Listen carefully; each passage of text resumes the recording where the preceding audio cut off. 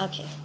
So, in the last video, we started talking about the type approach to personality, and we went through 6 different classifications. How, starting from the ancient Greek physicians, like the time of Hippocrates, people's personalities based on various different ways, have been divided into different categories. And if you belong to a certain type a certain type, a certain category, it automatically means you have all those characteristics of your personality that is associated with that particular type. Okay, so the last category that we were talking about in the type approach was Friedman and Rosenman's classification. In that, I already told you in the last video, type A personality basically are those people, and I hope you have someone in your mind by now who belongs to type A personality. People who are very high on motivation but are always feeling overstressed. They are feeling burdened with work. They feel they have too much work, too little time. They're always running around. They take a lot of stress very easily.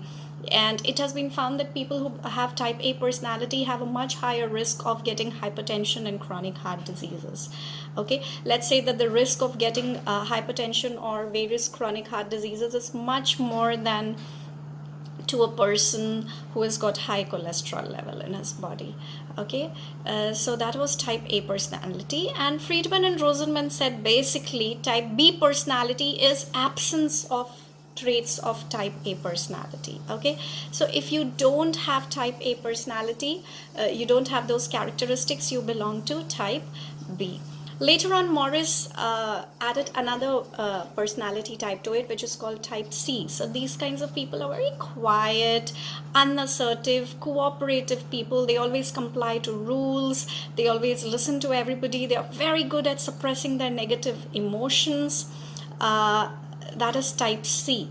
What has been found is people who belong to type C category are very prone to having cancer. So you can remember it's easy, C for cancer. So type C people are more prone to getting cancer. They are very unassertive, unauthoritative, cooperative, kind of people. And later on, a type D personality was also added. Okay, so type D stands for depression. So people who have type D personality are more prone to getting depression. Okay, so you have to remember it comes many a times as 1 mark question. Okay, type A personality people are more prone to getting hypertension and heart problems, chronic heart diseases.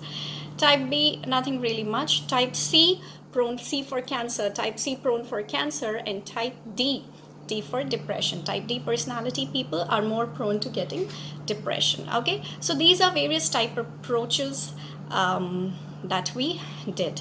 So the next we would begin would be trait approach. Okay, so type approach to personality got a lot of criticism, in the sense a psychologist said that people's personality is so complex. There are so many people around, millions and billions of people, and their personality is made up of so many different characteristics, and they're also unique. You can't really slot people into predetermined categories and say, okay, if you belong to this category, your personality is like that, which means everybody who is type A personality has the same kind of personality. But in reality, in real world, that's not true, right?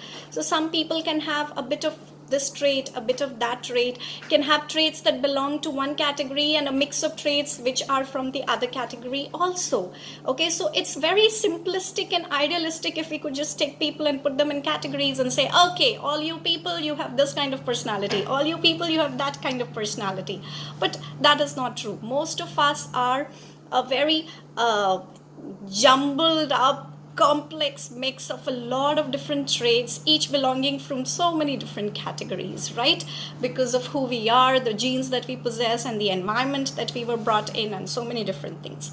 So hence came the trait approach. Now, in trait approach to understanding personality, we understand people's personality individual trait wise. Okay, so what are these traits? Traits are these qualities, okay, so of people that don't change with time. So when you probably describe someone with all those adjectives, he or she is warm, friendly, sociable, loyal. Each of these things is a trait. Okay, so we take up each of these individual trait and we explain a person's personality based on what traits he or she actually possesses.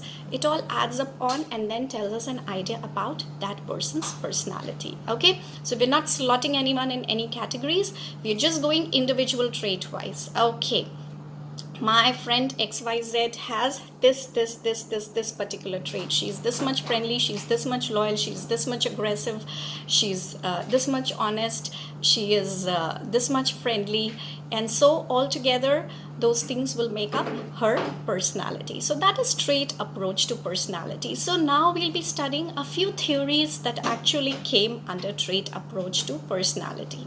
In the next video, I'll be talking about Alport's trait approach and Cattell's, Cattell. Alport and Cattell were two psychologists. So in the next video, we'll be talking about the theories, the two theories that were suggested by Alport and Cattell. Both these theories now come under the trait approach to studying personality.